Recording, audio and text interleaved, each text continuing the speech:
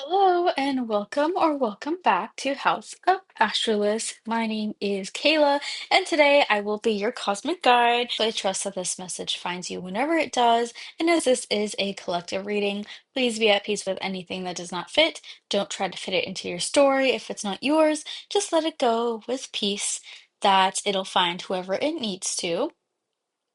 I did a pre-shuffle already, connected in, and this was intended to just be, like, oh, whatever needs to come out for this collective, let's do it. I got guided to do where you've been, where you're at, and where you're going for this message. So let's get started with the Nine of Pentacles for where you've been. I heard loner, or kind of like a lone wolf, someone who's very independent, someone maybe who's taking it really slow and easy, someone practical, but maybe now it wasn't so fulfilling. So there seems to be some emotional work here, or something happened. And this Queen of Cups here reminds me of one of the stories that talks about the Queen of Cups and how she's gone through so much stuff, yet she's able to rise. Just like the lotus, they rise from the muddy waters and they're still beautiful, they're still available. And this is her now kind of doing some emotional work, some thinking as well. Like maybe there was something that just wasn't emotionally fulfilling, and now this is where you are at, being able to really decide and see where you're going next, see what does fulfill you, see what does benefit you, and see how you're healing from some emotional stuff. Healing from betrayal, even. Maybe that's why there was some loneliness there. It doesn't have to be that deep, maybe. But either way, I see now that you're in a healing state, emotionally healing from something. And this, I believe, is an ibis. It's a bird of wisdom. And this is where you are now, right? It's like once you grow, once you heal, you're able to really use the wisdom in the past lessons to grow further. And now, where you're going, because of all this emotional healing, maybe they even kind of tie into each other because with the healing comes reflection.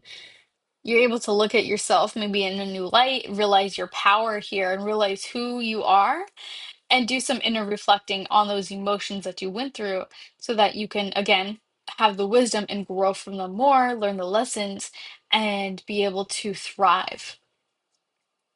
Have your shoes off and really just bare yourself to the earth. I'm getting with the High Priestess and the Empress here. It's time to really look at who you are. You are still that bee. You're still someone who can get through it, and you don't have to be so tied anymore to your old self, right? You don't have to feel so alone because you've got yourself and you've got others around you. And really, nature is just taking the opportunity to, like I said, take your feet off and enjoy the sun. And I do like or find it interesting that they're all female representing here.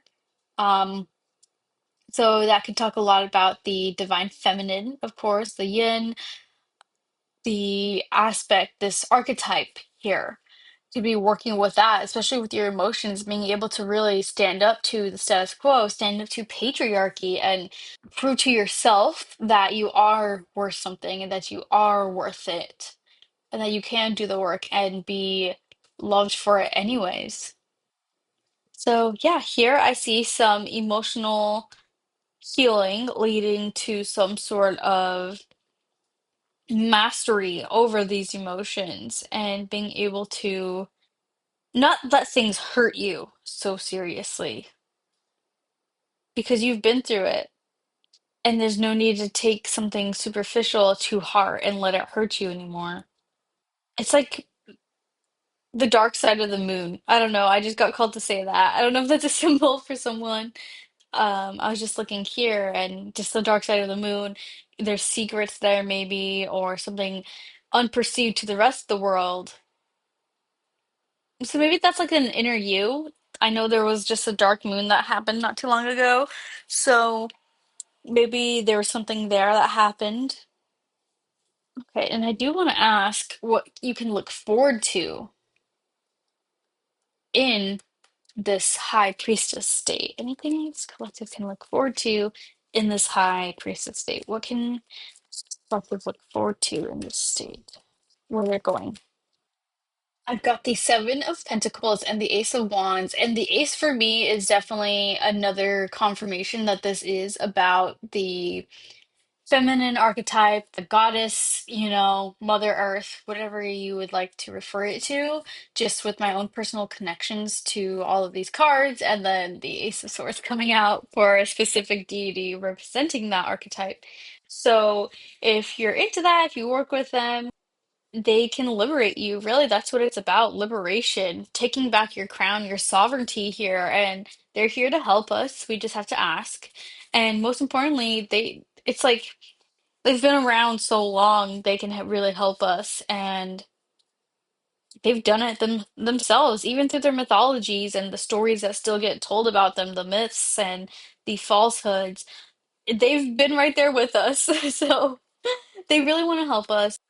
This can look in lots of ways. Again, you don't have to work with any, but it's just really embodying yourself as who you are and the aspects of the yin, of the feminine that have been closed out and oppressed and hidden from us, from our birthrights, actually. That's our birthrights, is to really embody that. And I just felt the need to mention the book I'm reading. I've recommended it to a couple of people in my personal life, but it's called Women Who Run with Wolves. And the author is Clarissa Pinkola Estes, PhD. So she talks about the wild woman archetype in general. So there's lots of goddesses out here who can help us with that. And then the Seven of Pentacles here is again more reflection on what hasn't worked for me in the past and what do I actually want. I like this shiny thing down here. I don't want to do this anymore. I'm tired of not growing the way I want, and I want to do something else. And see how this pentacle on the ground is shiny and it's growing despite not being on the tree. So I think that just goes to show certain structures aren't always the answer. These pentacles have grown as we in society told them to, and they're still not really the best, right? They're still not the shiny thing that you want. But this one here, maybe it fell off the tree a long time ago, or it just grew, it was planted there spontaneously, and it just reiterates the fact that not everything is as it seems, and it doesn't have to be so structured, like I was saying, societally structured. Okay, but I also wanted to inquire here. So to inquire more about the Queen of Cups, I asked, like, are there any actions that we need to take? And I got the Judgment card, which is a wake-up call, right? It's hearing the call and taking it. It's really asking yourself, what will bring you to life? What will get you out of some slumps? Literally the slumps, and what will get you here? It's reevaluating things. It's taking back control of your own life with the caveat that you can't control everything. Really asking yourself, what am I doing here? Am I doing what feels right to me emotionally?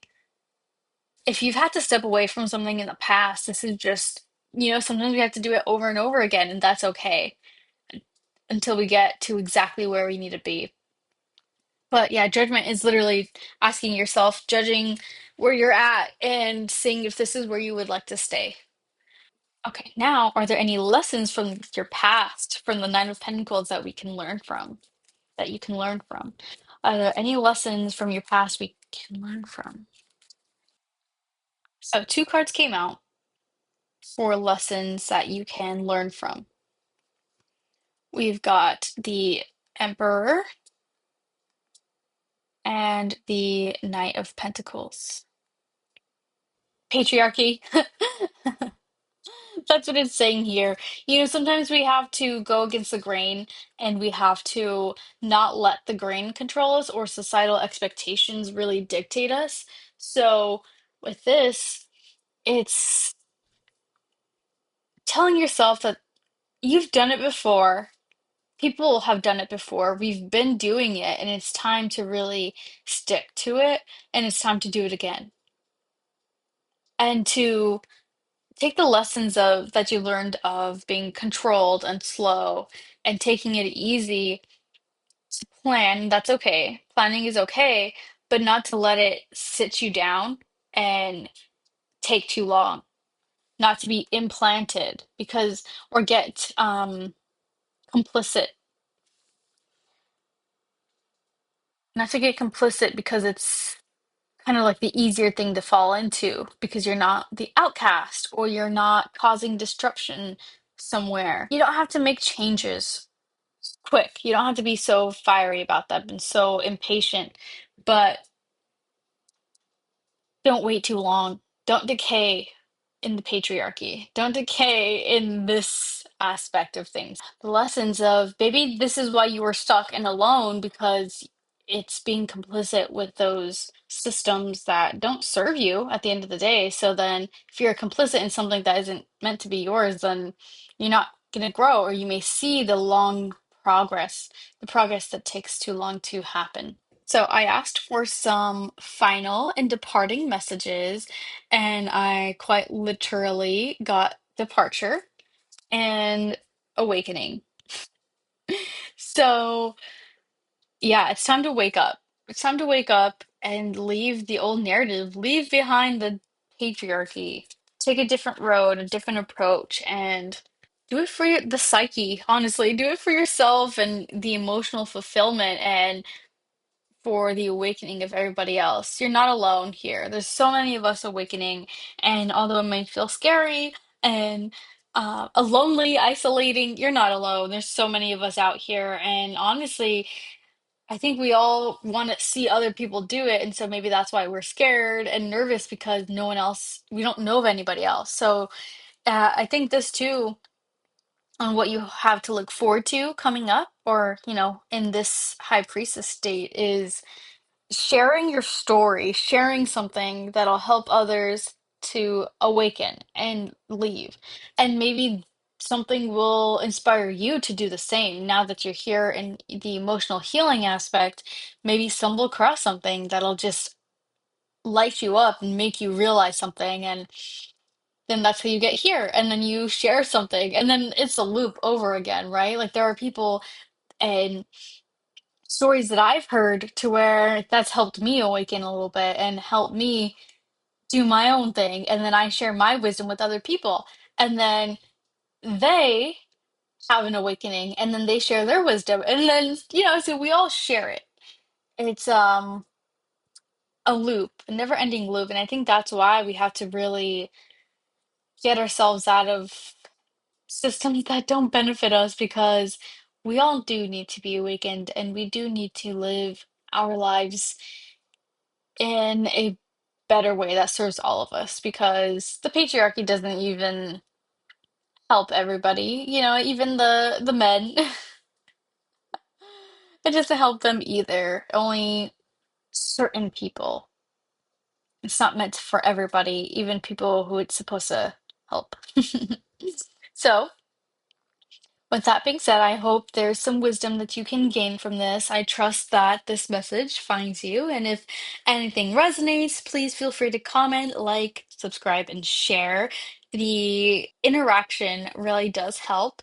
Any sort of comments help. So thank you. If you have to comment something random, maybe like F the patriarchy, we can do that.